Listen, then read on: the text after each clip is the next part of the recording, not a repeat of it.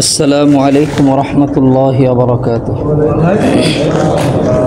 আমি আপনাদের সম্মুখে মহাগ্রন্থ আল কোরআনুল কারীমের সূরাতুল বাকারার ৪৪, ৪৫ এবং ৪৬ নম্বর আয়াতে কারিমা তেলাওয়াত করেছি এবং আল্লাহর পয়গম্বরের বিশিষ্ট সাহাবী হযরতে ইবনে আব্বাস রাদিয়াল্লাহু তাআলা আনহুমা এর একটি কৌল, এটা সরাসরি নবীজির কথা না, হযরতে আব্দুল্লাহ ইবনে আব্বাস রাদিয়াল্লাহু তাআলা আনহুর কৌল, এটা হাদিসের মর্যাদা রাখে।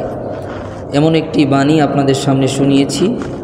আল্লাহ পাক যদি আমাকে তৌফিক দান করেন তাহলে আজকে তাফসিরুল কোরআনের ধারাবাহিক ৪৭তম পর্ব সূরাতুল বাকারার ৪৪ থেকে ৪৬ নম্বর আয়াতে কারিমা এর তাফসির করব ইনশাআল্লাহ। আজকের আলোচনার বিষয়বস্তু দোয়া করা ধৈর্য ও সালাতের মাধ্যমে। মুআজ্জাজ হাজিরিন, আমি গত জুমায় এবং এর আগের জুমায় আশুরা এবং মুহররম অর্থাৎ কারবালা নিয়ে কথা বলেছিলাম। বলতে গিয়ে ইতিহাস আর বলার সুযোগ হয়নি, বলেছিলাম খুব সংক্ষেপে আপনাদেরকে শোনাবো। আজকে আমি শুধু ইতিহাসের শুরু আর শেষটুকু বলছি।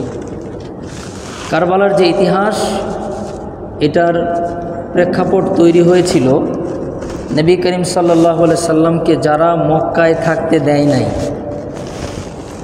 তাদের উত্তরসূরিরাই হযরতে ওমর রাদিয়াল্লাহু তাআলা আনহুকে শহীদ করেছে। হযরত আবু বকর রাদিয়াল্লাহু তাআলা আনহু শাহাদাত মৃত্যুটা স্বাভাবিকভাবে হয়েছে। হযরত ওমর রাদিয়াল্লাহু তাআলা আনহুকে যারা শহীদ করেছেন তারাই হযরত উসমান রাদিয়াল্লাহু তাআলা আনহুকেই শহীদ করেছেন। এখানে বলা বাহুল্য, সাহাবাগণ খেলাফতের মসনদে গিয়েছিলেন কিন্তু নিজেদের যে পার্সোনাল নিরাপত্তা এটা তারা মেনটেন করতেন না, তারা একেবারেই সাধারণ মানুষের মতো চলতেন। এজন্য এই হত্যাকাণ্ডগুলি যারা ঘটিয়েছে তাদের জন্য খুব বেশি ব্যাগ পেতে হয় নাই। হযরত উসমান রাদিয়াল্লাহু তাআলা আনহুকে এতটাই নির্মমভাবে শহীদ করা হয়েছে, এখনও হযরতে উসমান রাদিয়াল্লাহু তাআলা আনহুর টাকা দিয়ে ক্রয়কৃত কুয়ার পানি মানুষ খায়, ওই সময়ও খাইত। তদানীন্তনকালে আরব দেশে একটা কুয়া, এটার দাম কত, বর্তমানে ধরেন অনেক গুরুত্বপূর্ণ জায়গায় খুব বড় মাপের একটা পেট্রোল পাম্প অথবা গ্যাসের ফিলিং স্টেশনগুলো আছে না, এর চাইতেও গুরুত্বপূর্ণ। এগুলোর যত দাম এর চাইতে পানির দাম আরও বেশি ছিল।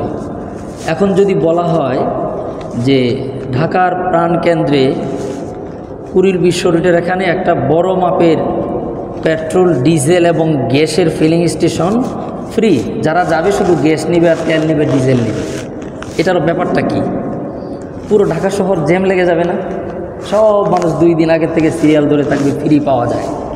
এর চেয়েও বড় কিছু হযরত উসমান রাদিয়াল্লাহু তাআলা আনহু সুযোগ করে দিয়েছিলেন পানি খাওয়ার জন্য। আল্লাহর এই বান্দাকে পানি পান করতে দেয় নাই, অত্যন্ত নির্মমভাবে তাকে শহীদ করা হয়েছে। যারা হত্যা করেছে তারা দেখলো আমরা যদি ক্ষমতা দখল করি তাহলে তো আমরা ধরা খেয়ে যাব, জনগণ আমাদেরকে ধরে ফেলবে। তারা সুকৌশলে হযরতে আলী রাদিয়াল্লাহু তাআলা আনহুকে খেলাফতের মসনদের দায়িত্ব গ্রহণ করতে একরকম বাধ্য করল। হযরতে আমির মুআবিয়া রাদিয়াল্লাহু তাআলা আনহু দামেস্কের গভর্নর ছিলেন।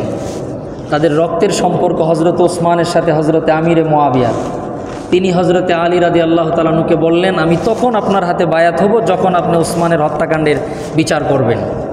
হযরতে আলী রাদিয়াল্লাহু তাআলা আনহু তাকে অনুরোধ করলেন যে এখনও যারা হত্যা করেছে তারা আইন শৃঙ্খলা রক্ষাকারী বাহিনীর গুরুত্বপূর্ণ পদে আছে, আমি যদি এখনই বিচারে যাই তাহলে বিশৃঙ্খল সৃষ্টি হবে, আমি ধীরে স্থিরে এটার বিচার করছি। এটা নিয়ে হযরতে আমির মুআবিয়া এবং হযরতে আলী রাদিয়াল্লাহু তাআলা আনহুর মধ্যে জঙ্গে সিফিন এবং জঙ্গে জামাল হযরতে আয়েশা সিদ্দিকা রাদিয়াল্লাহু তাআলা আনহা হস্তক্ষেপ করেছিলেন, যেটা মীমাংসা করে দিই। তো এই এখানে একটা যুদ্ধ হয়েছিল জঙ্গে জামাল। জঙ্গে সিফিন হযরতে আলী এবং হযরতে আমির মুআবিয়া রাদিয়াল্লাহু তাআলা আনহুর মধ্যে হয়েছিল। এই 2 যুদ্ধে প্রায় 90,000 মুসলিম শাহাদাত বরণ করেছে। এর এক পর্যায়ে তারা বুঝতে পারছে হযরত আমির মুআবিয়া, আয়েশা, আলী, যেটা কি হলো, মূল ঘটনা হলো ওই তারাই যারা হযরত উসমানকে হত্যা করেছে তারাই এদের মধ্যে একটা বিভেদ সৃষ্টি করে দিয়েছে। সম্মানিত হাজিরিন, এই চক্রটাই হজরতে আলী রাদিয়াল্লাহু তাআলা আনহুকে শহীদ করেছে। এই চক্রটাই হাসান রাদিয়াল্লাহু তাআলা আনহু এবং মুআবিয়া রাদিয়াল্লাহু তাআলা আনহুর মধ্যে আবার দ্বন্দ্ব লাগিয়ে দিয়েছে। এক পর্যায়ে হজরতে হাসান রাদিয়াল্লাহু তাআলা আনহু বুঝতে পেরে তিনি আমিরে মুআবিয়ার খেলাফতকে মেনে নিয়েছেন। এরপরে লম্বা সময় প্রায় একটানা 20 বছর হজরত আমিরে মুআবিয়া রাদিয়াল্লাহু তাআলা আনহু মুসলিম জাহানের খেলাফতের দায়িত্ব পালন করেছেন অত্যন্ত দক্ষতা এবং সফলতার সাথে। সর্বশেষ পর্যায়ে গিয়া তিনি যখন একেবারেই বার্ধক্যজনিত কারণে বুঝতে পারলেন যে আমার মনে হয় দুনিয়ার সফর আর খুব বেশি দিন নেই, তখন তিনি বিভিন্ন গভর্নরদের সাথে মতামত নিতে থাকলেন যে কি করতে পারি।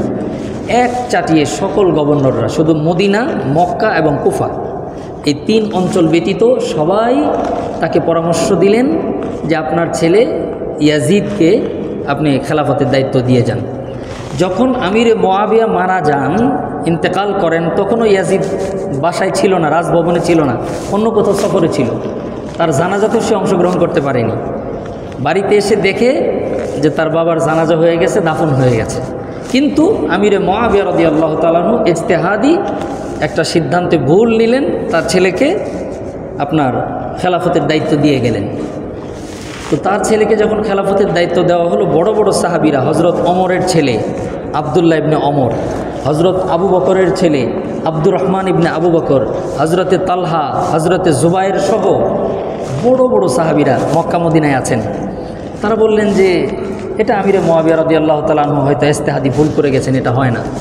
এখানে অনেক বড় বড় সাহাবীরা আছে, পরামর্শক্রমে সিদ্ধান্ত নিতে হবে। এদিকে হজরতে আলী রাদিয়াল্লাহু তাআলা আনহু যখন আমিরে মুআবিয়া রাদিয়াল্লাহু তাআলা আনহুর সাথে জঙ্গে সিফফিন এবং জঙ্গে জামাল 2টা যুদ্ধ হয়, তখন তিনি কৌশলগত কারণে মদিনা থেকে রাজধানীকে ট্রান্সফার করে কুফাতে নিয়ে এসেছিলেন। কুফার লোকেরা সবাই মিলে চাইল হজরতে হুসাইন রাদিয়াল্লাহু তাআলা আনহুকে কুফাতে আনবেন, আমন্ত্রণ জানাইলেন এবং তার খেলাফতকে মেনে নেবেন বলে তারা প্রতিশ্রুতি দিলেন। অনেক চিঠি, এক বর্ণনায় 150, আরেক বর্ণনায় 500 চিঠি। এই প্রত্যেকটা চিঠি পাওয়ার পরে তিনি তার ভাই মুসলিম ইবনে আকিল রাদিয়াল্লাহু তাআলা আনহু, হজরতে হুসাইনের চাচতো ভাই, তাকে পাঠাইলেন যে তুমি কুফার অবস্থাটা পর্যবেক্ষণ করো। তিনি কুফায় আসছে, দেখে কুফার সব লোক তাকে সমর্থন জানাইছে। উনি একটা চিঠি লিখে দিলেন যে আপনি চলে আসতে পারেন, আমার কাছে নিরাপদ মনে হচ্ছে। প্রায় 12,000 মানুষ আমার হাতে বায়াত হয়েছে আপনার পক্ষ থেকে। এই চিঠি যেই হজরতে আলীর কাছে পৌঁছে গেছে, এদিকে ইয়াজিদ উবাইদুল্লাহ বিন জিয়াদ নামে একজন গভর্নর, যিনি বসরার গভর্নর ছিলেন, তাকে যৌথভাবে কুফার গভর্নর নিয়োগ দিয়ে পাঠালেন যে কোনোভাবেই যেন হজরত হুসাইন রাদিয়াল্লাহু তাআলা আনহুকে কুফায় না ঢুকতে দেওয়া হয়। এই উবাইদুল্লাহ বিন জিয়াদ হজরতে হুসাইন রাদিয়াল্লাহু তাআলা আনহুর শাহাদাতের পিছনে সবচাইতে বড় ভূমিকা, এই খলনায়ক হলো উবাইদুল্লাহ বিন জিয়াদ। সে এসে দেখলো যে হাজার হাজার মানুষ মুসলিম বিন আকিলের হাতে বায়াত গ্রহণ করেছে। আমি খুব সংক্ষেপে বলছি, সে এসে মুসলিম বিন আকিলকে হত্যা করে ফেলছে। যখন তাকে হত্যা করবে, হত্যা করার আগে এক লোকের মারফতে হজরতে মুসলিম বিন আকিল রাদিয়াল্লাহু তাআলা আনহু এক লোককে বলল যে আমি যে চিঠি পাঠাইলাম হুসাইনকে আসার জন্য, তুমি দ্রুত বলো যে কোনোভাবেই যেন হুসাইন কুফাতে না আসে। এই চিঠি রাস্তার মাঝখানে সে গ্রেফতার হয়ে চিঠিটা যথাসময় পৌঁছেনি। হুসাইন রাদিয়াল্লাহু তাআলা আনহু কুফার দিকে রওনা করলেন। এক পর্যায়ে কুফার কাছাকাছি পৌঁছলেন। এই উবাইদুল্লাহ বিন জিয়াদ, ইয়াজিদ নির্দেশ দিয়েছিল কোনোভাবেই যেন সে কুফায় প্রবেশ না করে। উবাইদুল্লাহ বিন জিয়াদ সীমারের পরামর্শে, আমি খুব সংক্ষেপ করে বলছি, হজরতে হুসাইন রাদিয়াল্লাহু তাআলা আনহু এবং তার পরিবারকে নির্মমভাবে শহীদ করে। হুসাইন রাদিয়াল্লাহু তাআলা আনহু নিঃসন্দেহে তিনি যুদ্ধ করতে আসেননি, তার সাথে ছোট ছোট বাচ্চা আর মহিলাই সব। যদি যুদ্ধ করতে আসতেন তিনি অস্ত্রশস্ত্র, সৈন্য সামন্তি, তার সাথীবর্গদেরকে নিয়ে আসতেন। হুসাইন রাদিয়াল্লাহু তাআলা আনহু প্রস্তাব দিয়েছিলেন 3টা, যে আমাকে মক্কায় ফিরে যেতে দাও, অথবা কোনো সীমান্তবর্তী এলাকায় যেতে দাও, যেখানে গেলে আমি মুসলমানদের সাথে কাফেরদের যে যুদ্ধগুলো হয় আমি এগুলোতে অংশগ্রহণ করি, অথবা আমাকে ইয়াজিদের কাছে যাইতে দাও। এক পর্যায়ে উবাইদুল্লাহ বিন জিয়াদ রাজি হয়েছিল যে ইয়াজিদের কাছে নিয়ে যায়। সীমার পরামর্শ দিল যে শিকার হাতে পাওয়ার পরে ছেড়ে দেওয়াটা চরম বোকামি হবে। যাই হোক, অত্যন্ত দুর্ভাগ্যজনক, এই কারবালার ইতিহাসের পর থেকে মুসলমানরা আর ভালোভাবে দাঁড়াতে পারে না, এটা আমার অবজারভেশন। যদিও কেউ কেউ বলে ইসলাম জিন্দা হতা হয় হর কারবালা কি বাত, যে কারবালার পরেই বলে ইসলাম জিন্দা হয়, এটা আমার কাছে যুক্তিসঙ্গত মনে হয় না। কারণ কারবালার পরে আর মুসলমানরা ভালো অবস্থানে আজ পর্যন্ত আসতে পারেনি। মুআজ্জাজ হাজিরিন, এই ছিল কারবালার সারসংক্ষেপ। পরবর্তীতে এই ৭২ জন শহীদের মাথাগুলা ইয়াজিদের কাছে নেওয়া হয়েছে। এর মধ্যে হুসাইন রাদিয়াল্লাহু তাআলা আনহুর মাথার সামনে ইয়াজিদ নিয়ে বর্ণিত আছে যে আল বিদায়া ওয়ান নিহায়া কিতাবে আছে যে তার নাক, তার কানের মধ্যে, তার চোখের মধ্যে খোঁচা দিচ্ছিল আর বলতেছিল যে খেলাফতটা মেনে নিলে তো এই অবস্থা হইতে হতো না।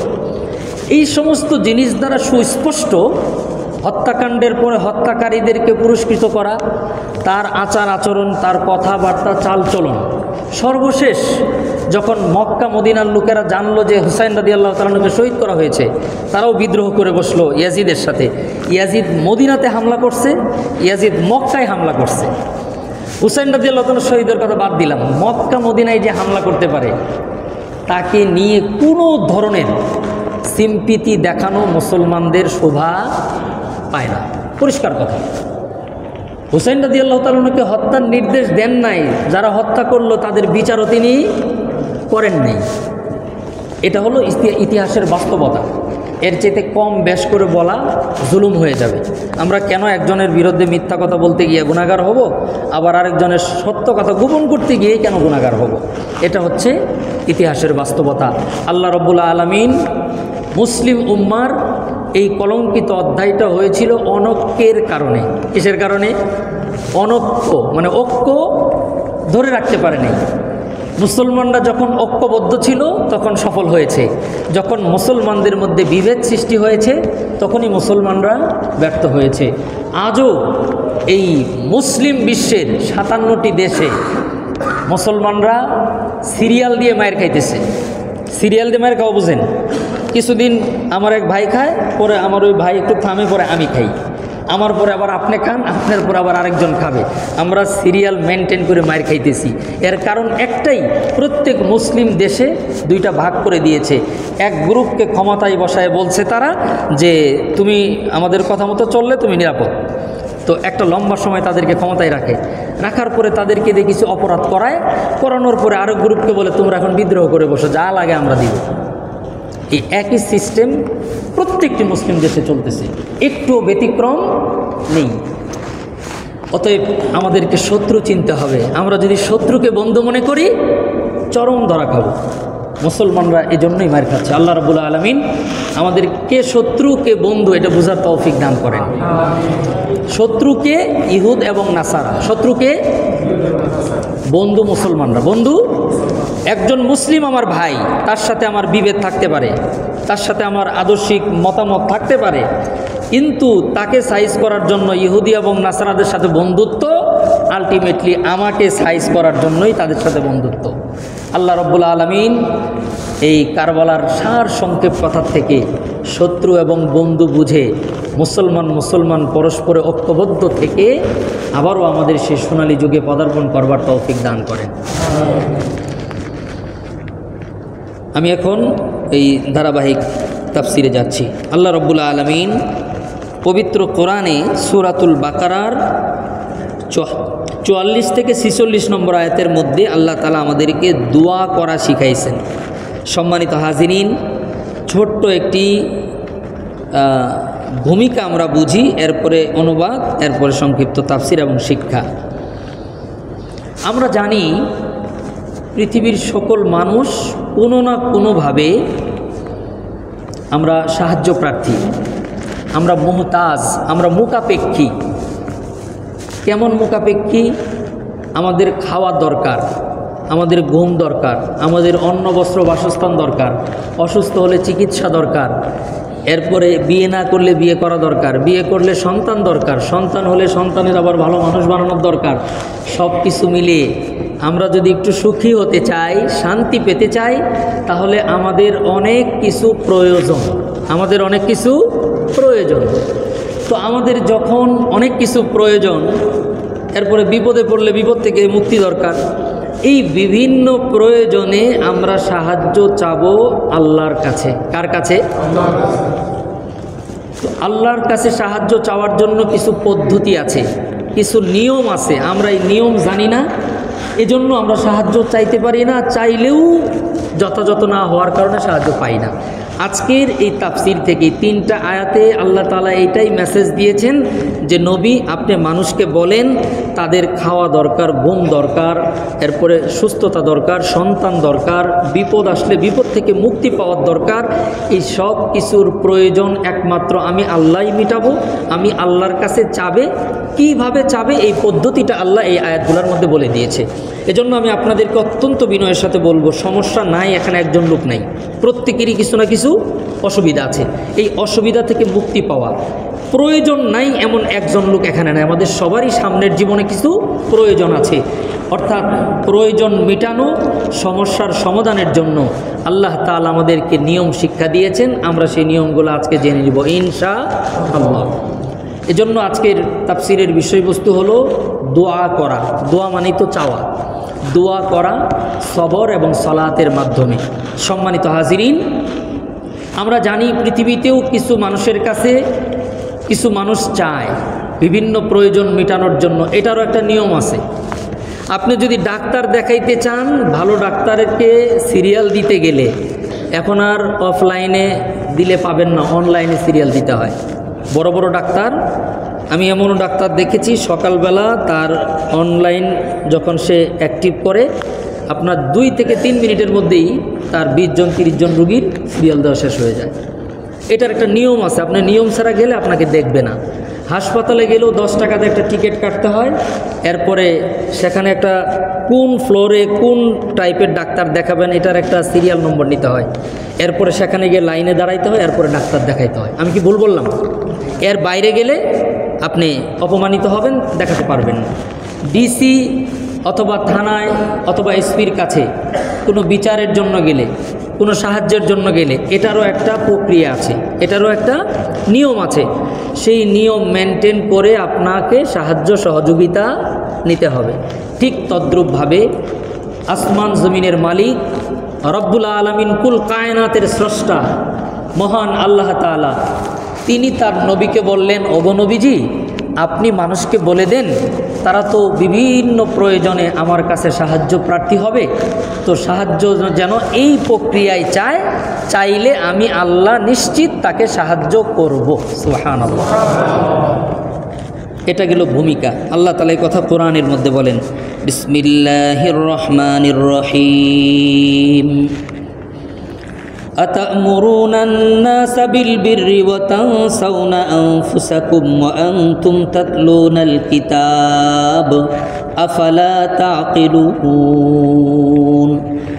আল্লাহ পাক রব্বুল আলামিন এই আয়াতগুলোতে ইহুদিদেরকে সম্বোধন করে বলছেন, আতা'মুরুনা আন-নাসা বিল বির ওয়া তানসাউনা আনফুসাকুম, তোমরা মানুষদেরকে সৎ কাজের আদেশ করো আর তোমরাই নিজেরা ভুলে যাও।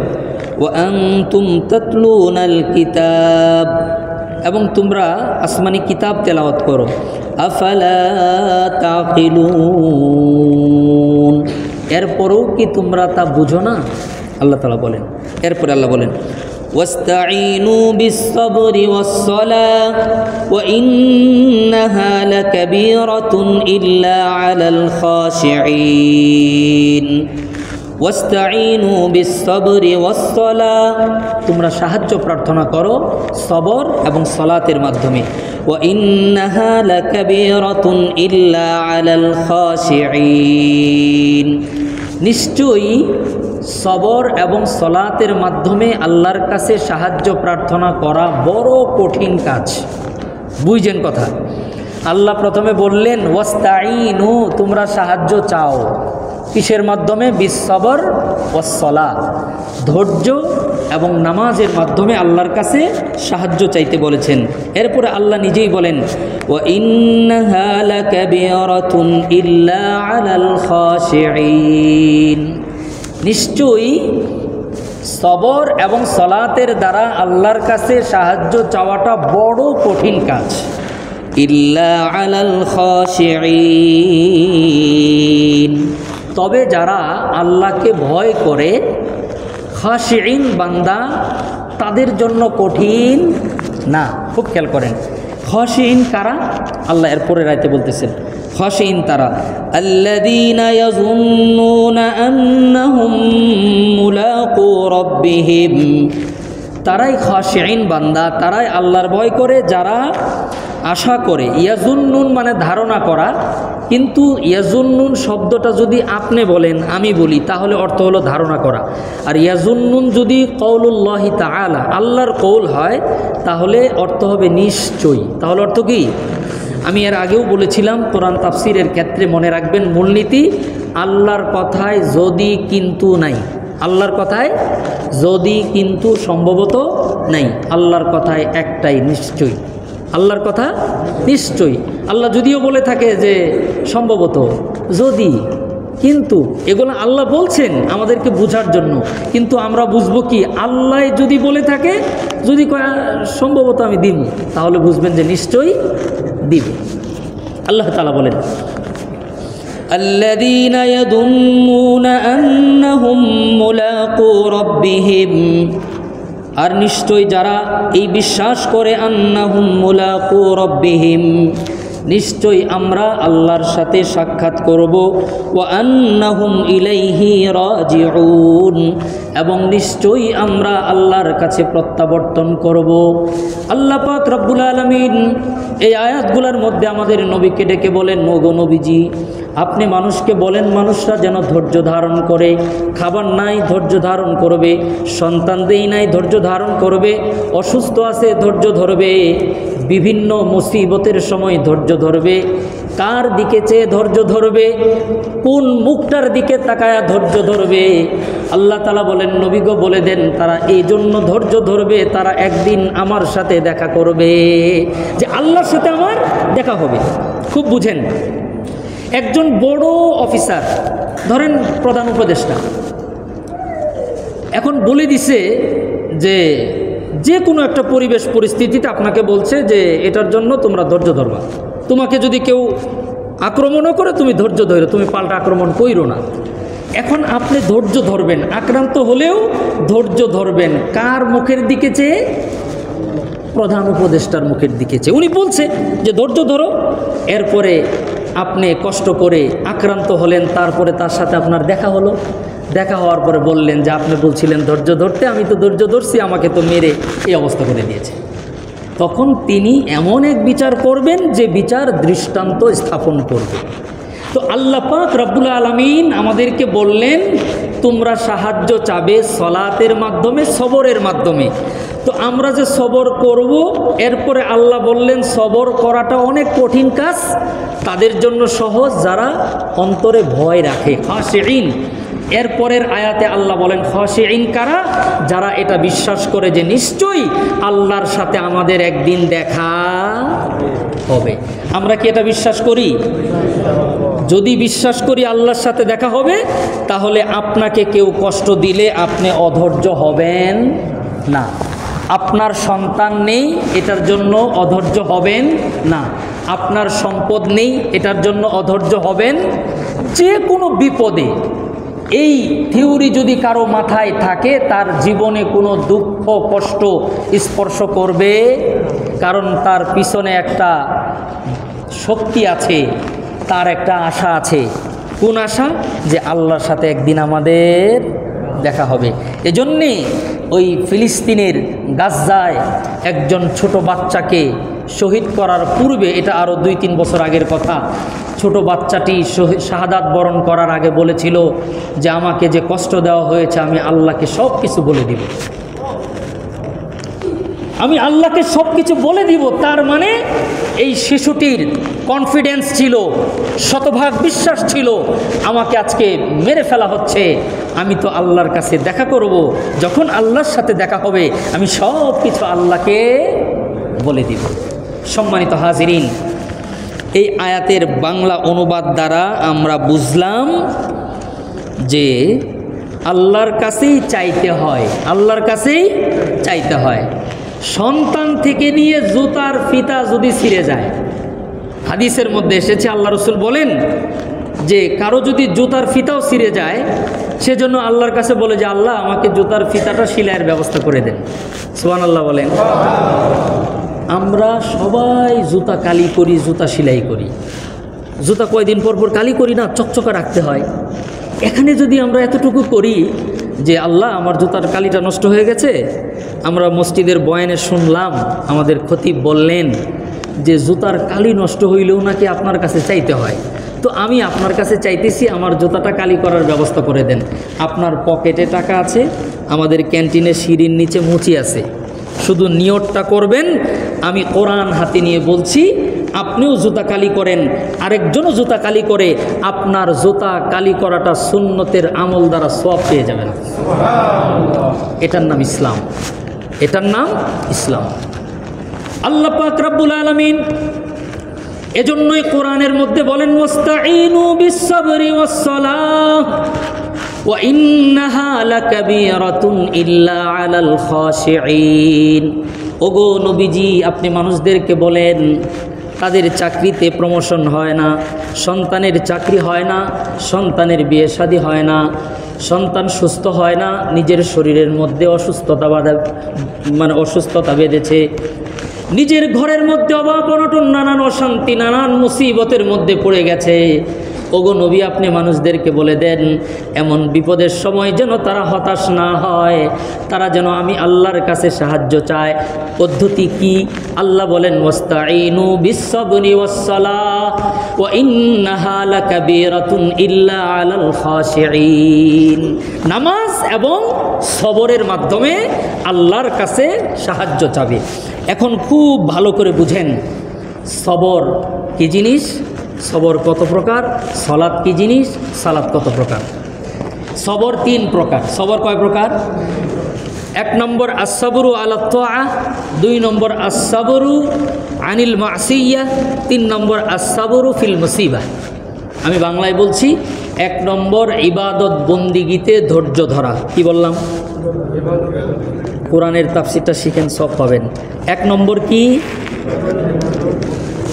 2 নম্বর গুনাহ না করার মাধ্যমে ধৈর্য ধরা। 2 নম্বর কি? 3 নম্বর বিপদ আপদ, ডাইরেক্ট শারীরিক মানসিকভাবে বিপদে পড়লে ধৈর্য ধরা। আমরা এতদিন জানতাম বিপদ বলতেই একটা সমস্যা, মুসিবত, এটাকে বিপদ বলি, অর্থাৎ অসুস্থ হয়ে গেছি, মানে বিপদ বলতে ডাইরেক্ট বিপদকে বলি।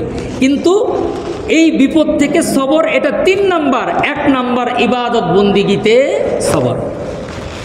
আল্লাহ পাক রব্বুল আলামিন পবিত্র কোরআনের সূরাতুল বাকারার 44 নম্বর আয়াত দ্বারা আল্লাহ তাআলা বলেন, ওগো নবীজি, মানুষকে বলেন ওয়াস্তাঈনু বিস-সাবরি ওয়াস-সালাহ, তারা যেন ধৈর্যের মাধ্যমে আমি আল্লাহর কাছে সাহায্য চায়।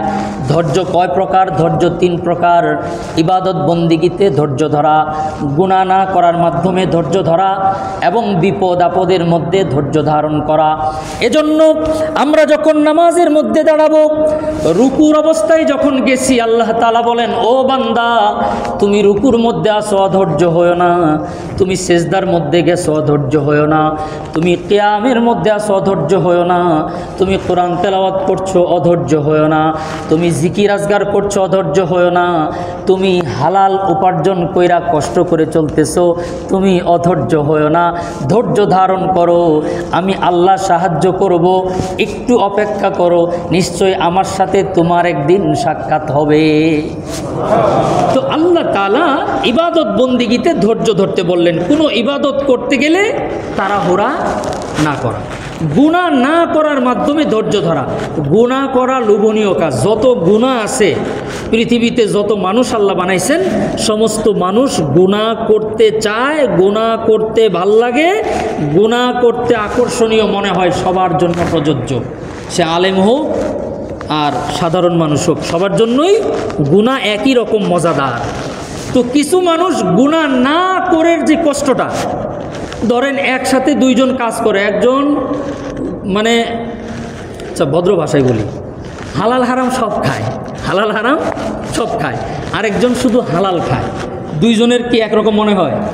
আরে বাপরে বাপ, এমনও লোক আছে, খোঁজ নেন 10 বছরে কোনো দিন ইলিশ মাছ কিনে খায় নাই, এরকম লোক আছে। আরেকজন বাজারে গেলে ইলিশ মাছ ছাড়া বাড়িতেই আসে না। 2 জনে কি একরকম? বেশি বললে মানুষ মন খারাপ করে, এই জন্য কম করে বলি যাতে করে মানুষ আমাকে মাইন্ড না করে। আমি কেন খারাপ হতে যাব বলেন? আমি কি বোকা? সম্মানিত হাজিরিন, তো যেই লোকটা সবর করলো, ইলিশ মাছ খায় না, কিনে খায় না, দাওয়াত পাইলে খায়, 10 বছর ধরে কিনে না, 5 বছর কিনে না, 1 বছর কিনে না, 6 মাস কিনে না, কারণ আল্লাহ তাকে তৌফিক দেয়নি। এই যে সবরটা করলো, এই লোক আর ওই লোক কোনোদিন এক হবে না। তো এটা হলো গুনাহ না করার মাধ্যমে সবর, যে এটা করতে গেলে, এটা খাইতে গেলে, এটা কিনতে গেলে আমাকে হারাম উপার্জন করতে হবে, আমি তো পারবো না হারাম কাজ করতে। এই হারাম না করার মাধ্যমে ধৈর্য ধরা, এটা হলো 2 নম্বর। 3 নম্বর হলো মুসিবত আসছে, হঠাৎ করে আপনার হুচুট খেয়ে পড়ে গেছেন, পায়ের আঙুলটা, নখটা উঠে গেছে, রক্ত বের হয়ে গেছে, অথবা এত জ্বর, এত শরীর ব্যথা, এত মাথা ব্যথা, বিভিন্ন ধরনের রোগ আছে, আপনারা বুঝেন। এটা নিয়ে বললে তো আলাদা আবার মেডিকেল সায়েন্সে চলে যেতে হবে। বিভিন্ন রোগ বালা আসছে, এটার জন্য যন্ত্রণা ভোগ করছেন, এই কষ্টে গিয়া ধৈর্য ধরা, এই হলো 3 প্রকারের সবর। আমরা জানি সালাত বিভিন্ন ধরনের আছে, ফরজ সালাত, ওয়াজিব সালাত, মুস্তাহাব সালাত, নফল সালাত, আছে না?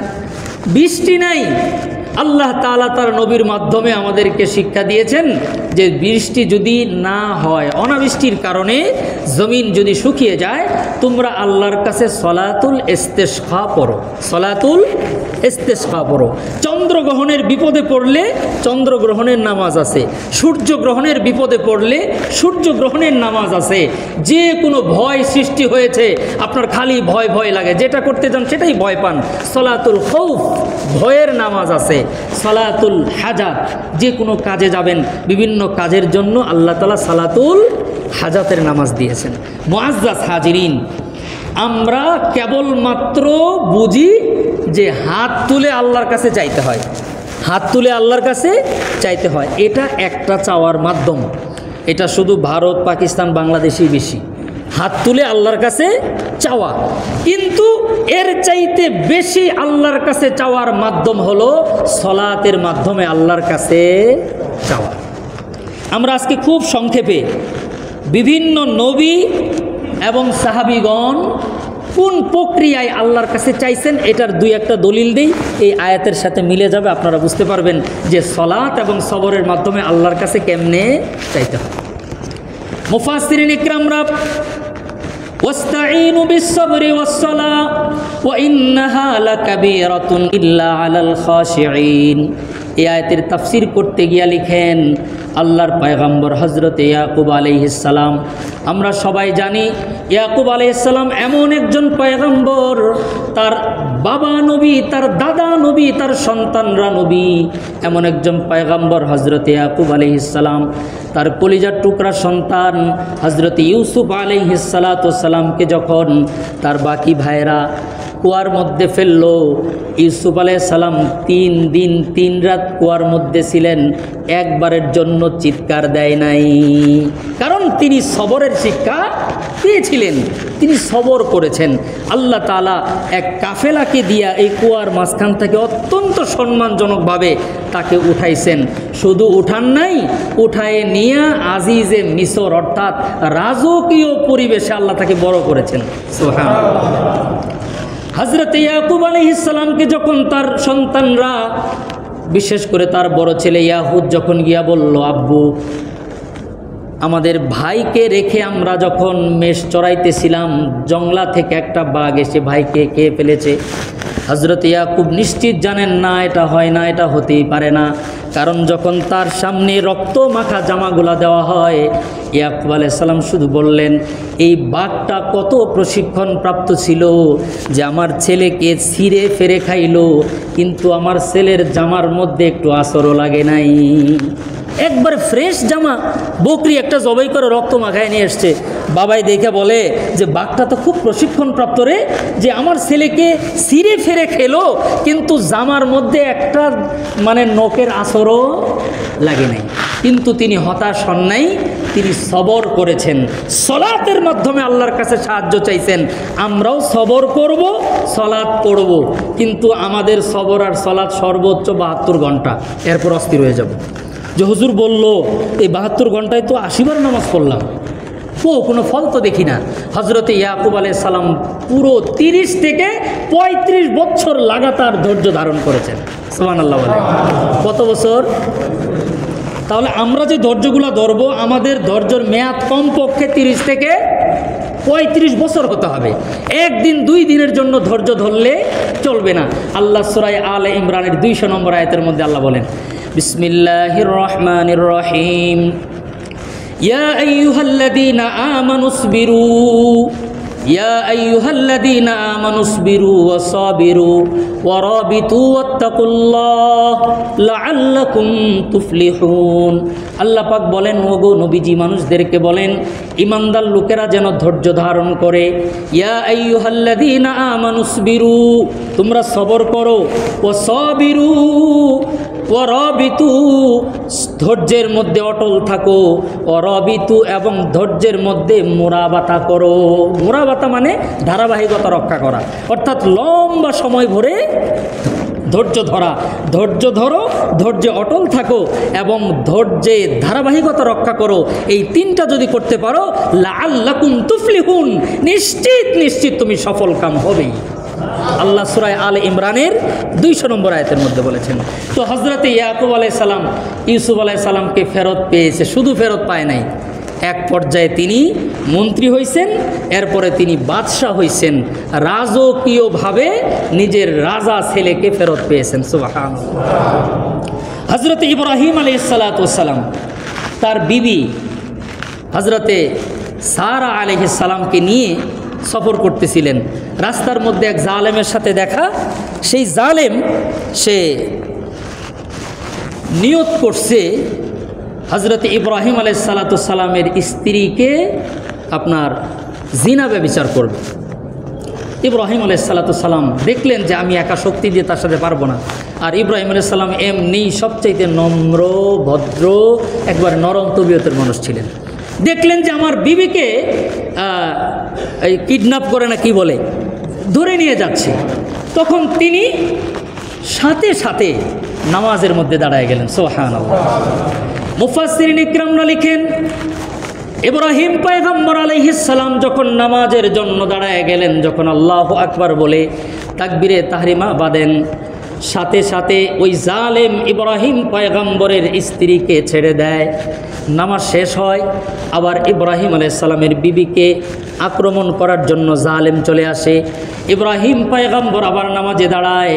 এভাবে 3 বার নামাজ পড়ার পরে জালেম বলে, না না, এটা কোনো সাধারণ মানুষ নয়। যখন ইব্রাহিম আলাইহিস সালাম নামাজের মধ্যে দাঁড়ায় যায়, তখন এমন এক বিশ্রী, এমন ভয়ঙ্কর রূপ নিয়ে ইব্রাহিম পয়গম্বরের বিবি সারা আলাইহিস সালামকে দেখতে পায়। জালেম ভীত সন্ত্রস্ত হয়ে পিছিয়ে যায়।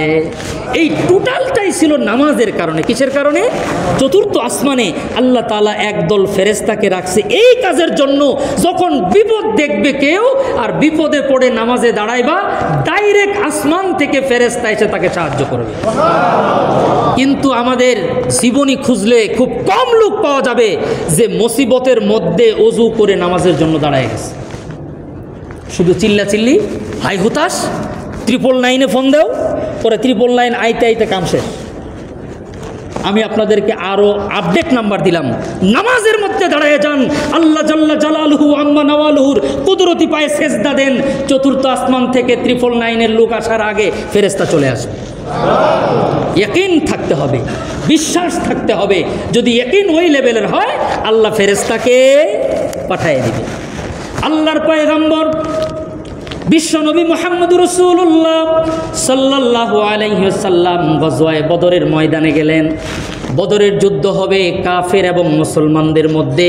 ইসলামের সবচাইতে ভয়ঙ্কর জিহাদ ছিল বদরের যুদ্ধ। মাত্র 313 জন সাহাবীকে নিয়ে আল্লাহর পয়গম্বর গেলেন। হযরতে আলী রাদিয়াল্লাহু তাআলা আনহু বলেন, পয়গম্বর সবাইকে ঘুমায় যাওয়ার জন্য বললেন যে রাত্রে একটু আরাম করো, কালকে সকালে জিহাদের ময়দানে তোমরা যাবা। হযরতে আলী বলেন, সব সাহাবীরা ঘুমায় গেল। বিশ্বনবী রাহমাতুল্লিল আলামিনকে আমি পাহারাদারি করতেছিলাম। আমি তাকায় দেখি আল্লাহর পয়গম্বর বদরের যুদ্ধের আগের রাত্রিতে একটা মুহূর্তের জন্য নবীজি ঘুমান নাই। নবীজি নামাজ পড়ছেন আর নামাজের পর আল্লাহর কাছে সাহায্য চাইতেছেন, আর নামাজ পড়তেছেন আর সাহায্য চাইতেছেন। সারা রাত ভর নবী নামাজ পড়লেন। একেবারেই শেষ সময়ে গিয়া আল্লাহর পয়গম্বর কাঁদতে কাঁদতে এক পর্যায়ে দুহাত আসমানের দিকে তাকায়া এমনভাবে নবী কান্না করতেছিলেন, হযরতে আলী বলেন নবীজির বগলের নিচের অংশ আমি দেখতেছিলাম, মানে হাত এত উঁচাই উঠে গিয়েছিল। তো এটা ছিল নামাজ এবং সবরের মাধ্যমে সাহায্য চাওয়া। আল্লাহ তাআলা কি সাহায্য নাই করেছে যে গাজওয়ায়ে বদরের মধ্যে আবু জেহেল, উতবা, সাইবা সহ পুরো কুফফারের যত লিডার ছিল সবগুলা এই বদরের প্রান্তরে অত্যন্ত লজ্জাজনকভাবে তারা নিহত হয়েছে। সম্মানিত হাজিরিন, এক সাহাবীর ছোট্ট ওয়াকিয়া 2 মিনিটে বলে শেষ করছি। তো নবীজি শিক্ষা দিয়েছেন মুসিবতে পড়লেই সবর করবা। এক সাহাবীকে ডাকাইতে ধরছে। আমি আপনাদেরকে বলি একটু ঠান্ডা মাথায় বুঝেন। কোথাও গিয়া দেখেন আপনাকে চাকু টাকু বের করে বলতেছে মোবাইল টোবাইল টাকা পয়সা যা আছে সব দে, আপনি যদি সাহস করে বলতে পারেন যে বাবা তোমাকে সব কিছু দিব, আমার একটা কথা আছে, তুমি নিয়ে যাও, আমি শুধু 2 রাকাত নামাজ পড়ব, আমি শুধু 2 রাকাত নামাজ পড়ব, নামাজের পরে তুমি সব কিছু নিয়ে যাও। এই কথা বলার সাথে সাথে চতুর্থ আসমানের ফেরেশতা এই যে নামাজের নিয়ত করলেন, চতুর্থ আসমান থেকে 3য় আসমানে চলে আসবে। সুবহানাল্লাহ। আল্লাহর নবীর সাহাবী একা মাল নিয়ে উটের উপর সফর করে যাচ্ছেন, সোয়ারি হয়ে যাচ্ছেন, রাস্তার মধ্যে ডাকাত, এক ভয়ঙ্কর অস্ত্রধারী ডাকাত তাকে বলল তোমার যা মাল সামান আছে সব নিয়ে নিব। নবীর সাহাবী বললেন ভাই আমাকে একটু সময় দাও, আমি 2 রাকাত নামাজ পড়ব, যা আছে তুমি সব নিয়ে যাও। তখন ওই ডাকাত বলল তোমার মতো এমন বহুত লোক কথা বলে, কিন্তু আমার থেকে রক্ষা পাওয়ার কোনো সুযোগ নাই। আল্লাহর নবীর সাহাবী ওযু করলেন, 2 রাকাত নামাজ পড়লেন। 2 রাকাত নামাজের মধ্যে আল্লাহর কাছে এমনভাবে সাহায্য চাওয়ার নিয়ম ছিল, এমনভাবে সাহায্য চাইতেছিলেন। চতুর্থ আসমান থেকে আল্লাহ তাআলা ফেরেশতাকে পাঠাইলেন। ওই ফেরেশতা আরেকজন লোকের আকৃতি নিয়ে ডাকাতকে হত্যা করে পাশে দাঁড়ায় আছে। সালাম ফিরানোর পরে দেখে একজন নুরানি চেহারার মানুষ তরবারি নিয়ে দাঁড়ায় আছে। সালাম ফিরায় বললেন আপনি কে? লোকটি বলল আপনি না একটু আগেই নামাজের মাধ্যমে আল্লাহর কাছে আমাকে ডাকছিলেন, আল্লাহ আমাকে পাঠাইছে, আল্লাহ মুক্তি দিয়ে দিয়েছে। মুআজ্জাজ হাজিরিন, আজকের এই সূরাতুল বাকারার এই 43, 44, 45, 46 এই 3টি আয়াত থেকে আমাদের আজকের মেসেজ হচ্ছে আমরা যে কোনো মুসিবতে পড়ব নামাজে দাঁড়ায় যাব ইনশাআল্লাহ। ওই মুসিবতকে সামনে নিয়ে যেখানে আছেন সেখানে নামাজ পড়েন। আপনার তো মসজিদে যাওয়ার দরকার নাই, আপনি রাস্তায় আছেন, রাস্তায় নামাজে দাঁড়ায় যান, ওযু করেন। যদি পানি কাছে না থাকে, আমাদের দেশে তো যেখানে সেখানে পানি আছে, আপনি তায়াম্মুম করেন, যেভাবে পারেন সেভাবে নামাজ পড়ে আল্লাহর কাছে সাহায্য চান। দেখবেন আল্লাহ তাআলা, আপনি কোনো লোকের কাছে সাহায্য চাইতে গেছেন, যদি 2 রাকাত নামাজ পড়ে যান, অথবা দেখতেছেন তার কাছে গিয়া ব্যস্ততা, আপনি তাকে পাচ্ছেন না, সাইডে এক দাঁড়ায় 2 রাকাত নামাজ পড়েন, ওর কলিজা কেঁপে উঠবে যে নামাজ পড়তেছে কেন। তখন যদি বলেন যে আল্লাহর কাছে একটু সাহায্য চাইলাম, উপায় আছে মনে করেন। আল্লাহ তাআলা আমাদেরকে বোঝার তৌফিক দান করেন।